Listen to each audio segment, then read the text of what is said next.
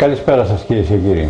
Στα ενημερωτικό πλαίσιο της τηλεόρασης ΟΜΕΓΑ για τις εκλογές τις επερχόμενες και όσο για τις ευρωβουλευτικές αλλά και τις αυτοδιοικητικές, τροποποιούμε λίγο το πρόγραμμά μας και έτσι θα έχουμε και βραδινές εκπομπές, καλεσμένους βέβαια, που θα συζητήσουμε αυτά που μας αφορούν πραγματικά για αυτόν τον τόπο, γιατί μια κρίσιμη πενταετία έρχεται και για την αυτοδιοίκηση αλλά και για την Ευρώπη γενικότερα.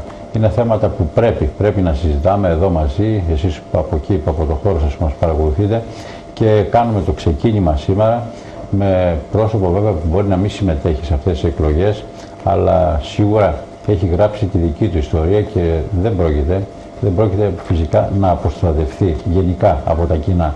Να καλησπερίσω τον Δήμαρχο της Όδου, κυρίες και κύριοι, τον Στάθη Κουσουρνά. Καλησπέρα, Δήμαρχε. Καλησπέρα κύριε Μιστελόγλου, σας ευχαριστώ για την πρόσκληση, παρότι αυτή την εποχή οι πρωταγωνιστές είναι οι υποψήφοι, αλλά λόγω του ότι μου έχετε κάνει την πρόσκληση εδώ και πάρα πολύ καιρό και επειδή είστε σταθερός στα ρεπορτάζ του Δήμου, είπα να είμαι κοντά σας. Και βέβαια κοντά στους τηλεοπτές είστε, Δήμαρχε, και νομίζω ότι ό,τι καλύτερο έχουμε να συζητήσουμε σήμερα μαζί, γιατί άσχετα αν δεν είστε υποψήφιος, με δυνάμει μπορούσε να ήσασταν, όμως μετράει πάρα πολύ απόψεις και επειδή κάποια πράγματα δεν έτυχε να τα συζητήσουμε και άσχετα μέσα από τα διάφορα ρεπορτάζ και το διευθυντικό τμήμα της τηλεόρασης και το υπόλοιπο αναλυτικό, καταφέραμε κάτι να δείξουμε, αυτό που έπρεπε να δείξουμε. Προφανώς σε αυτή την περίοδο, αν ήσασταν υποψήφιος, θα δείχναμε κάτι από το έργο το οποίο έχετε κάνει. Ομολογουμένως οι συνάδελφοι δεν το γνώριζαν οι περισσότεροι. Και ίσως την τελευταία περίοδο που οργανώσατε μία εκδρομή σε εισαγωγικά με τους συναδέλφους, έμειναν άναυδοι με αυτά που αντίκρισαν και δεν καταφέρατε μέσα σε λίγες ώρες της ημέρας να επισκεφθείτε όλα αυτά που λειτουργήσαν κάποια στιγμή. Είναι αλήθεια ότι επικοινωνιακά, αν θέλετε, δεν θα είμαι επικοινωνιακό, δεν τα πήγατε καλά στο Δήμο. Τι φταίει άραγε? Δεν το προτιμήσατε εσείς επειδή είστε χαμηλών τόνων? Κοιτάξτε, είναι αλήθεια ότι δεν επένδυσα επικοινωνιακά, με την έννοια της επικοινωνίας, στο να υπερβάλλεις ίσως για το έργο που κάνεις. Εγώ πάντα ήθελα να γίνονται τα έργα και μετά να τα προβάλλω. Και πάρα πολλά έργα και υλικά και άειλα έχουν υλοποιηθεί από αυτή την Δημοτική Αρχή, παρότι ήταν η πιο δύσκολη περίοδος για την αυτοδιοίκηση και αυτό ομολογείται από όλους. Δηλαδή μέσα στην περίοδο της κρίσης, με πάρα πολύ στενούς οικονομικούς πόρους, με ένα θεσμικό πλαίσιο ασφιχτικό, καταφέραμε σαν Δημοτική Αρχή να επιτύχουμε διάφορα πράγματα και ίσως ήταν λάθος μας, τώρα που το βλέπω, να μην το προβάλλουμε τόσο πολύ. Παρ' όλα αυτά όμως είναι ένα έργο το οποίο φαίνεται, θα φανεί και στο επόμενο χρονικό διάστημα θα είναι και πρίκα για την επόμενη Δημοτική Αρχή. Θα μας δοθεί η ευκαιρία να τα πούμε, νομίζω, γιατί χρειάζεται να ξεκινάει κάποια Δημοτική Αρχή, οποιαδήποτε Δημοτική Αρχή, από αυτά που έκτισε η προηγούμενη και να συνεχίζει. Και νομίζω ότι η νέα Δημοτική Αρχή θα ξεκινήσει από μια καλύτερη αφετηρία από ό,τι ξεκινήσαμε εμείς, που μπήκαμε σε ένα πεδίο καινούριο, πρωτόγνωρο, αυτό του Καλλικράτη, και έπρεπε να χτίσουμε το νέο Δήμο Ρόδου εξ αρχής.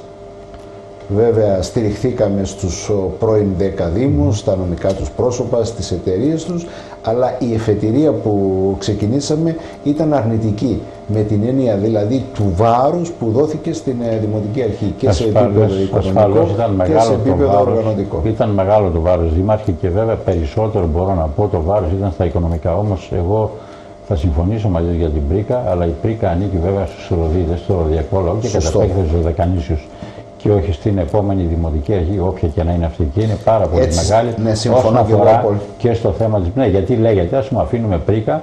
Εγώ απλά το διευκρινίζω. Εσείς καλά το είπατε, αλλά για να το αντιληφθεί περισσότερο ο κόσμος. Εγώ πιστεύω ότι αν υπάρχει κάποιο έργο για κάποια παιδιά, για ένα βρεφονιπιακό σταθμό, για κάτι, σίγουρα είναι για κάποιους συνανθρώπους μας, για τους ανθρώπους της Βλανής Πόρτας, για τους κατοίκους αυτού του νησιού. Επομένως, αυτοί θα πάνε τα παιδιά τους, εκεί θα μορφωθούν και είναι βέβαια κάτι που οφείλει να το δίνει η πολιτεία. Βέβαια στα στενά οικονομικά πλαίσια. Θέλω να μείνω λίγο στα οικονομικά. Ξεκινώντας πριν 4 χρόνια τη θητεία, ο Στάθης ο Κουσουρνάς, που σε όλους μας φάνταζε διαφορετικά αυτή η Δημοτική Αρχή, ένας βουλευτής από ένα κυβερνών κόμμα ήρθε να διοικήσει αυτόν τον τόπο και όλοι συμφωνήσαμε. Το αλλάζουμε τη Ρόδο για μας, αν θέλετε, ήταν ένα όραμα, είναι αλήθεια. Προφανώς βέβαια στην πορεία δεν καταφέρατε, γιατί δεν τα καταφέρατε όπως τα φανταστήκατε. Αυτό έχει σημασία, να το αναγνωρίσουμε. Τι ήταν αυτό που σας δυσκόλεψε περισσότερο? Το οικονομικό αντιλαμβάνομαι. Θυμάμαι τα ρεπορτάζ, το κόκκινο, η υποεπιτήρηση ο Δήμος της Ρόδου, το ένα, το άλλο, μέχρι και οι επισκέψεις των υπουργών, αν θέλετε, αυτά μας έλεγαν. Εμείς θα παρακολουθούμε από εκεί και κάποια στιγμή θα παρεμβαίνουμε. Μπήκαμε, λέμε, σε επιτήρηση. Πολλά είχαμε πει. Τα καταφέραμε όμως. Αυτή τη στιγμή τουλάχιστον. Ναι, είμαστε από τους Δήμους που δεν κινδυνεύουν, δεν είμαστε σε επιτήρηση, δεν γίνονται παρατηρήσεις επί του προϋπολογισμού και επί των ελέγχων των τριμηνίων οικονομικών στοιχείων του Δήμου Ρόδου. Έχουμε κάποιους Δήμους στη χώρα μας που είναι σε αυτή την κατάσταση. Πάρα πολλοί που δεν ήταν αρχικά. Δηλαδή έχουν τεράστια προβλήματα με το παρατηρητήριο, διότι δεν τηρούν τους προϋπολογισμούς, διότι οι προϋπολογισμοί πρέπει να είναι ισοσχελισμένοι. Κοιτάξτε, κύριε Μιστιλόγλου, εγώ όταν κατέβηκα σαν υποψήφιος είχαμε τα δεδομένα αυτά που έλεγε και ο Καλλικράτης, δηλαδή πρόσθετη πόρη στην αυτοδιοίκηση, 5 δισεκατομμύρια που ένα πρόγραμμα που λεγόταν Ελλάδα για τους νέους Δήμους, που αντί η πρίκα των Δήμων, των καλλικρατικών Δήμων, δυστυχώς η έναρξη της θητείας μας έπεσε πάνω στην οικονομική κρίση που μαστίζει ακόμα τη χώρα και προφανώς έχει επηρεάσει αρνητικά και τους Δήμους. Αφού έχει επηρεάσει κάθε νοικοκυριό, κάθε επιχείρηση, είναι λογικό να έχει επηρεάσει τους Δήμους. Αντί να έχουμε αυξημένους πόρους, λένε όλοι ότι έχουμε μειωμένους πόρους. Εγώ λέω 55%, άλλοι λένε 60%, 55%.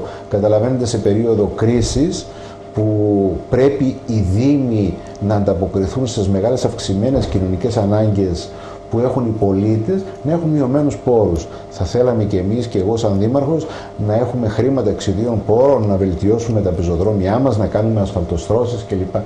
Δεν υπήρχαν χρήματα και δεν υπάρχουν χρήματα εξιδίων πόρων. Από την άλλη μεριά όμως ο Δήμος κατάφερε να χτυπήσει οποιοδήποτε πρόγραμμα βρισκόταν στον αέρα. Και εδώ πρέπει να συγκριθούμε με άλλους Δήμους. Αυτή τη στιγμή είναι σε πορεία ή υλοποίησης ή έχουν τελειώσει ή σε εξέλιξη έργα 70 εκατομμυρίων ευρώ. Και αυτά δεν είναι έργα τα οποία τα βάζουμε με προϋπολογισμό 1 εκατομμυρίου και πιστώσεις 50.000 απλώς για να υπάρχουν, διότι δεν πρέπει πια και ελεγχόμαστε γι' αυτό. Επομένως είναι πραγματικά τα οποία και παρουσιάζουμε και στο site του Δήμου, θα τα δείτε ανοιχτημένα, και ετοιμάζω ένα απολογισμό της θητείας μας που, και τις απόψεις που έχουμε σαν Δημοτική Αρχή για τα επόμενα χρόνια, τα οποία θα παραδοθούν στη νέα Δημοτική Αρχή. Έγινε ένα σημαντικό έργο στον τομέα των έργων, δηλαδή ολοκληρώσαμε ό,τι ήταν οι μητελές, σταματήσαμε όσα δεν είχαμε χρήματα, είχαμε το θάρρος να σταματήσουμε έργα γιατί δεν μπορούσαμε να τα πληρώσουμε. Ποια είναι η τύχη τους από εκεί πέρα με αυτόν τον έργο που σταμάτησαν? Παραδείγματος χάρη, να σας πω, ήταν έργα τα οποία δεν χρειαζόταν να ολοκληρωθούν. Υπήρχε ένα έργο πεζοδρόμια στην πόλη της Ρόδου. Ήταν μεγάλο προϋπολογισμό. Σταματήσαμε σε κάποια περιοχή. Έγιναν, κάπου δεν θα γίνουν. Είναι αναγκαίο να γίνουν, διότι δεν μπορούσαμε να τα πληρώσουμε. Ξέρετε, όταν ανέλαβε αυτή η Δημοτική Αρχή, τα περισσότερα έργα σε όλους τους Δήμους ήταν σταματημένα, αυτά τα έργα εξιδίων πόρων, διότι δεν υπήρχαν χρήματα. Είχε κοπεί και η χρηματοδότηση από το κεντρικό κράτος, αλλά σε χρόνος δεν υπήρχαν και πιστωτικά ιδρύματα να δανειοδοτήσουν τους Δήμους, όπως γινόταν μέχρι τώρα. Επομένως έπρεπε να κάνουμε μια σκληρή πολιτική. Και καταφέραμε αυτή τη στιγμή να μην χρωστάμε σε κανένα εργολάβο και ό,τι έργο γίνεται να πληρώνεται κανονικά. Όταν αναλάβαμε επί 1,5 χρόνο προσπαθούσαμε να πείσουμε τους εργολάβους να μην μας πάρουν χρήματα από τους λογαριασμούς τους λίγους που είχαμε ή να μην κάνουν κατάσχεση των περιουσιακών μας στοιχείων. Ξέρετε ότι κάποια ακίνητα μας κινδύνευσαν. Επομένως, το Ιαλίσιο θυμάμαι, κάποια άλλα ακριβώς που είναι στο Ρόδα, εκεί που είναι δηλαδή τεχνικές μας υπηρεσίες, ήταν υποθηκευμένα αυτά τα ακίνητα. Καταφέραμε αυτή τη στιγμή να ανακτήσουμε αξιοπιστία στην αγορά της Ρόδου. Ενώ στην αρχή των πρώτων χρόνων δεν ερχόντουσαν στις δημοπρατήσεις και στις προμήθειες των έργων, διότι θεωρούσαν ότι ο Δήμος εκ των πραγμάτων είναι παταξής αφού χρωστούσε σε όλους. Τώρα καταφέραμε να έχουμε όλους τους διαγωνισμούς γόνιμους, να γίνονται και εκπτώσεις και να πληρώνονται. Δεν υπάρχει δηλαδή, δεν δημιουργούμε νέες ληξιπρόθεσμες οφείλες, το αντίθετο, τους πληρώνουμε. Και εκεί που είχαμε ένα άνοιγμα, ένα χρέος 120 εκατομμύρια ευρώ, εμείς θα το παραδώσουμε κάτω από το μισό, με πραγματικά στοιχεία. που είναι μια μεγάλη επιτυχία. Βέβαια με θυσίες και με μια ορθολογική και νοικοκυρεμένη πολιτική που δεν κάναμε περί τα έξοδα μέχρι να λένε ότι είμαστε πολύ τσιγκούνιδες, δεν επιχορηγήσαμε κανένα συνέδριο, δεν κάναμε κανένα τραπέζι, δεν κάναμε. Αλλά δεν επιτρέπονται από την άλλη μεριά αυτά να πούμε, δεν τα υπογράφει και ο Επίτροπος. Όχι, μπορεί να τα υπογράψει αν είναι δικαιολογημένα κλπ. Αλλά εμείς δεν κάναμε καμία τέτοια δαπάνη. Περισυστολή εξόδων μέχρι εκεί που πάνε ακριβώς. Ναι, αυτό ακριβώς. Κάναμε μια αυστηρή περιοριστική πολιτική και δώσαμε τα χρήματα εκεί που έπρεπε. Δηλαδή, δεν κάναμε καμία έκπτωση στην πολιτική μας, στην κοινωνική. Δεν κλείσαμε κανένα παιδικό σταθμό, καμία προνοιακή δομή, ΜΕΑ, κάναμε καινούργιες δομές. Ιδρύσαμε καινούριο και λειτουργούμε καινούριο παιδικό σταθμό στην Έμπονα, κάναμε νέες δομές για τις γυναίκες, κάναμε το συσίτιο, δηλαδή έχουμε κάνει κοινωνική πολιτική με το ειστέρημα.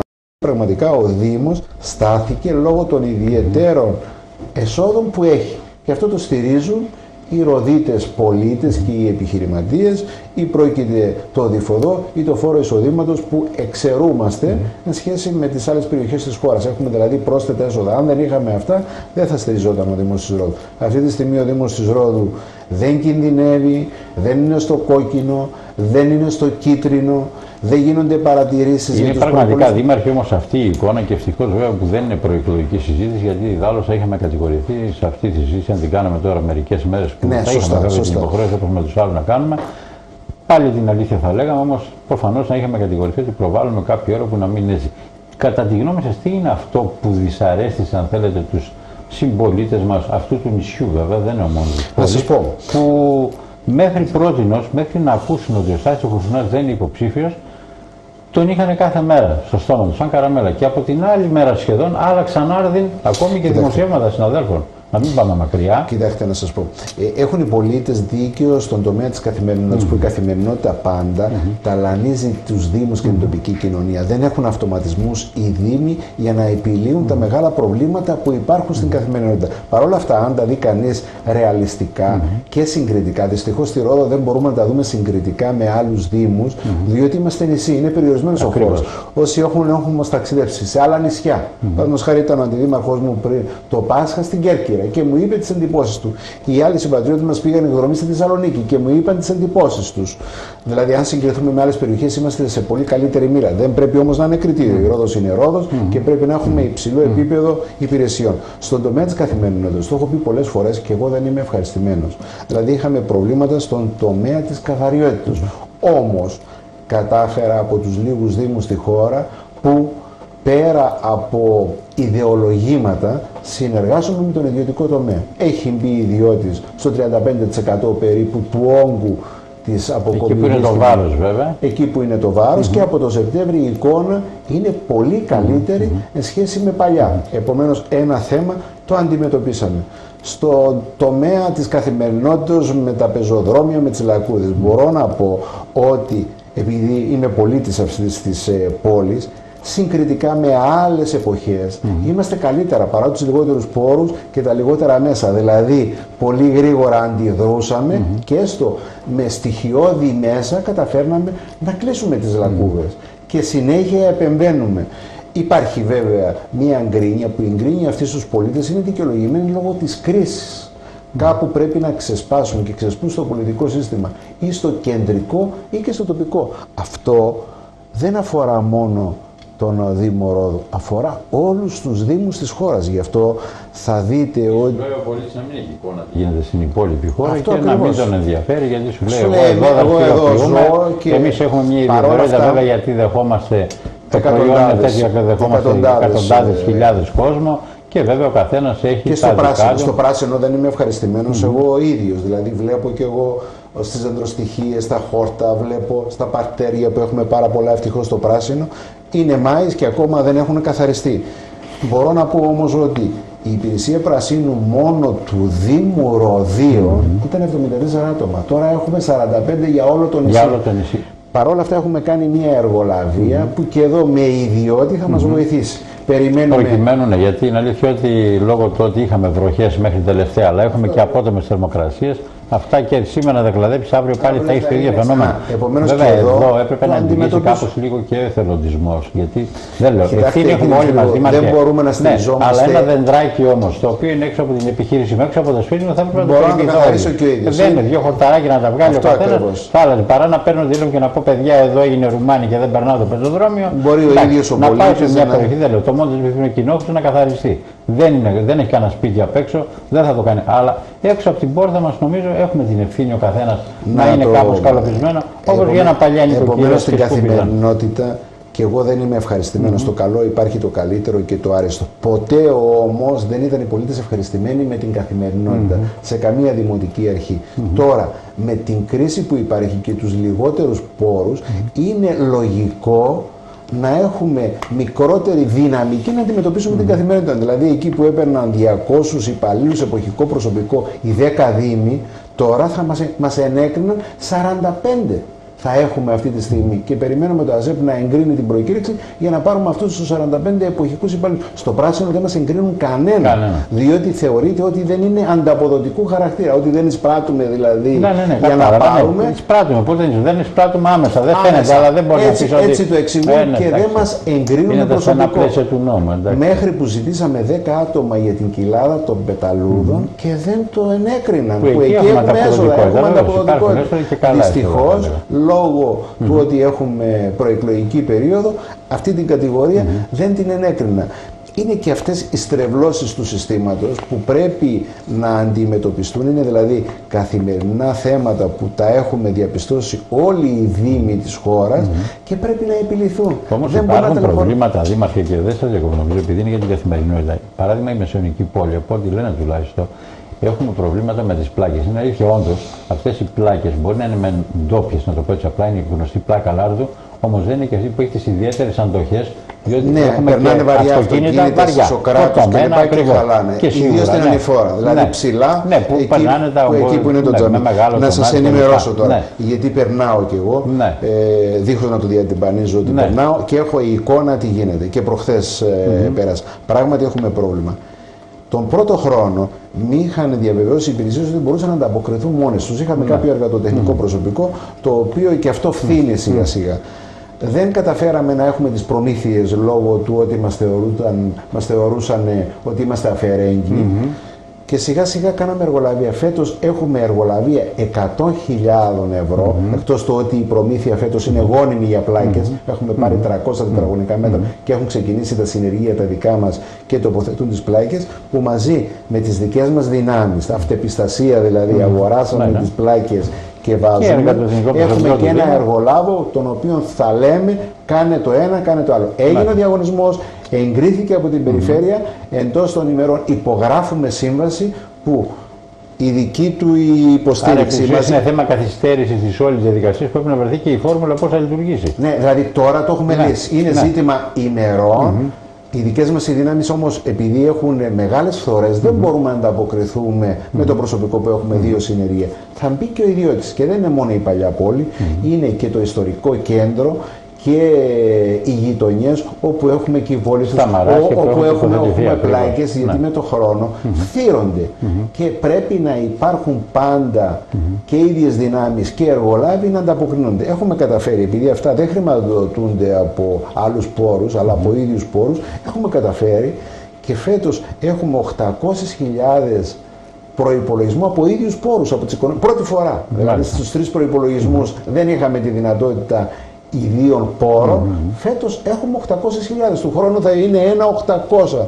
Αν δεν συμβεί κάτι διαφορετικό με τους πόρους, όπως είναι το διφοδό. Ναι, εντάξει, εδώ έχουμε. Αλλά με τις οικονομίες που έχουμε καταφέρει, μπορεί η Ρόδος σιγά σιγά να κάνει και έργα εξιδίων δυνάμεων. Δεν τα καταφέραμε τα 3 χρόνια. Είναι η πρώτη χρονιά που εξιδίων πόρων θα κάνουμε έργα. Δηλαδή θα πάρουμε 2 απορριμματοφόρα προμήθειας περίπου 400.000 και 400.000 έργα ιδίων πόρων. Αυτά είναι αποτυπωμένα στον Πολυμορφοφόρων. Θέλει σίγουρα ανανέωση. Είναι ότι παραλάβατε εδώ και 4 χρόνια από τις προηγούμενες δημοτικές αρχές. Όλα με τα προβλήματά τους. Δεν μπορούσαμε να πάρουμε λόγω του ότι και δεν δανειοδοτεί το Δήμος, ούτε τώρα μπορεί να δανειοδοτηθεί. Ενδέχεται αργότερα, αν και οι τράπεζες έχουν τη ρευστότητα, να δανειοδοτήσουν και τους Δήμους. Αλλά και εκ των πραγμάτων δεν είχαμε και τις εγγυήσεις που απαιτούν πια για να μπορούμε να δανειοδοτηθούμε, να πάρουμε απορριμματοφόρο. Παρ' όλα αυτά, βέβαια, δήμαρχε, στην πιο δύσκολη οικονομική περίοδο και στην καμπή αυτή, αν θέλετε, ο Δήμος να πάει λίγο μπροστά, έχασε ο Δήμος μέσα από τις τσέπες του 1.831.000 ευρώ. Καθόλου ευκαταφρόνητο ποσό. Βέβαια, κίνησε πολύ την περιέργεια των συμπολιτών, όσο όπου και συζητήθηκε και όπως το μεταδώσαμε. Γιατί η κόπεδο είναι αυτό, 3,5 στρέμματα με 2 εκατομμύρια ευρώ. Δηλαδή, πάμε στο 1 δισεκατομμύριο περίπου δραχμές. Εκτός σχεδίου οικόπεδο. Αυτά που μας. Είναι στο όριο του σχεδίου πόλης, αλλά είναι ένα οικόπεδο που είναι 2 στρέμματα δάσος, δηλαδή δεν μπορεί να αξιοποιηθεί. Είναι χαρακτηρισμένο, δασική έκταση. Δυστυχώς όμως οι τιμές που όρισε και το εφετείο και το ανώτερο δικαστήριο είναι αυτές. Είναι 500 ευρώ το τετραγωνικό μέτρο. Είναι υπερβολικό. Από την άλλη μεριά όμως, το ότι υπάρχηκαν τα χρήματα αυτά δίχως να τηρηθεί η διαδικασία των εγγυητικών επιστολών, δημιουργεί τον κίνδυνο να επεκταθεί κάτι τέτοιο σε όλους τους Δήμους και στον Δήμο και να έχουμε πρόβλημα. Γι' αυτό και εμείς ετοιμαζόμαστε συστηματικά για ενημέρωση και στον Υπουργό Εσωτερικών και στον Υπουργό Δικαιοσύνης να θωρακίσουν τους Δήμους, διότι αν είναι με ένα ακίνητο το οποίο είναι τελείως απαραίτητο να γίνει ένα σχολείο, να απαλωτριωθεί. Αλλά αυτό το ακίνητο δεν το χρειάζεται ο Δήμος. Γιατί 1,5 χρόνο δεν το θέλουμε. Και δεν ήταν δεσμευμένο επί της ουσίας από τη Δημοτική Αρχή σύμφωνα με τα όσα έχουμε σαν ενημέρωση. Για 1,5 χρόνο δεν πληρώναμε το τίμημα αυτό. Και προβλέπεται από την νομοθεσία από τη στιγμή που δεν το πληρώνει σημαίνει αδυναμία και μπορεί ο ιδιοκτήτης να το χρησιμοποιήσει όπως έχει. Εδώ, επειδή η αξία του η εμπορική είναι πολύ χαμηλή, κατάφεραν με νομικούς τρόπους να πάρουν αυτά τα χρήματα. Πάντως, εμείς ετοιμαζόμαστε για τις άμυνές μας που θα είναι σε όλα τα επίπεδα. Λένε όμως πολλοί ότι δεν θα μπορούσε να γίνει, δεν θα μπορούσε να επιτρέψει ο Δήμος να γίνει κάτι τέτοιο. Όταν έχει στη διάθεσή του βέβαια και 6 νομικούς συμβούλους, έπρεπε κάπως να είχαν προβλέψει, να είχαν διασφαλίσει αυτό το ποσό. Κοιτάξτε, οι λογαριασμοί του Δήμου, εκτός τώρα πέρασε πριν από 1 μήνα, εκτός τους λογαριασμούς τους μισθοδοτικούς που πρώτη φορά είναι ακατάσχετοι, οποιοδήποτε άλλος λογαριασμός του Δήμου είναι εκτεθειμένος. Όμως ευχαριστώ, εδώ να πω ένα μεγάλο ευχαριστώ σε δεκάδες συμπολίτες μας που τον πρώτο χρόνο όταν αναλάβαμε υπήρχαν διαταγές πληρωμής πάνω από 150 επιχειρηματίες, πάνω από 8 εκατομμύρια ευρώ. Δεν έκαναν το δικαίωμά και δεν άσκησαν το δικαίωμά τους να μπλοκάρουν ή να μας πάρουν τα χρήματα. Εκτός ελαχίστων περιπτώσεων. Τους ευχαριστώ πραγματικά δημόσια, διότι πίστεψα στη Δημοτική Αρχή και καταφέραμε σιγά σιγά, κάνοντας και ήδη υπομονή, να τους ξεχρώσουμε. Υπάρχουν διές μας θα ξεχρεωθούν διότι έχουν μπει και στα λεξιπρόθεσμα και σε ρυθμίσεις. Επομένως, είναι ζήτημα πια και προσώπων κατά πόσον σέβονται το δημόσιο με την ευρύτερη έννοια του δημοσίου. Αλλά και αν έχει βέβαια και εξάρτητα τις ανάγκες του καθένας, γιατί αν έχει κάποιο περιθώριο μπορεί να πει σωστά, δεν είναι. Αλλά είναι ένα μεγάλο ποσό που φαντάζει περίεργο να φύγουν αυτά τα χρήματα και ξέρετε κάναμε και τεράστιο αγώνα για να μην γίνει αυτή η κατάσταση. Γίνονται αφίτηρος. Λοιπόν, επειδή βέβαια ζαλίζουμε τον κόσμο με τα νούμερα και τα χρήματα, θα πάμε να κάνουμε μια διαφημιστική ανάσα, Δήμαρχε, και αγαπητοί θεατές, επιστρέφουμε σε λίγο.